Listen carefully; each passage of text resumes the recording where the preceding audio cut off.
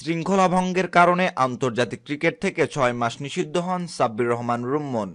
আগামী ফেব্রুয়ারি মাসের শেষ দিকে তার শাস্তির মেয়াদ শেষ হওয়ার কথা রয়েছে। অথচ ১ মাস আগেই শাস্তির মেয়াদ কমিয়ে আসন্ন নিউজিল্যান্ড সফরে দলে সাব্বিরকে অন্তর্ভুক্ত করল বাংলাদেশ ক্রিকেট বোর্ড বিসিবি।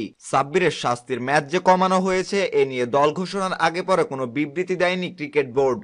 আর এতেই স্পষ্ট সাব্বির নিষিদ্ধ থাকা অবস্থায় জাতীয় দলে চলে এসেছেন। নিষিদ্ধ সাব্বিরকে দলে নিয়ে বাজে নজির স্থাপন করায় দেশের ক্রীড়াঙ্গনের সমালোচনার ঝড় বইছে। যদিও বিসিবি থেকে বলা হচ্ছে মাশরাফি বিন মর্তুজার চাওয়া অনুসারেই সাব্বিরকে জাতীয় দলে অন্তর্ভুক্ত করা।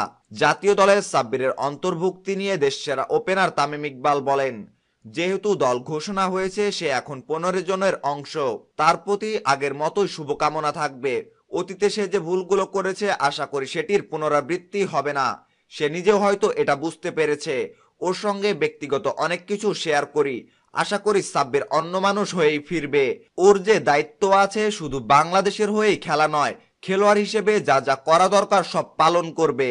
সম্মানিত ভিউয়ার্স, তামিমের কথা সম্পর্কে আপনার মতামত জানিয়ে কমেন্ট বক্সে কমেন্ট করতে ভুলবেন না। ক্রিকেটে নিত্য নতুন সকল সংবাদ সবার আগে পেতে চ্যানেলটি এখনই সাবস্ক্রাইব করুন। ধন্যবাদ।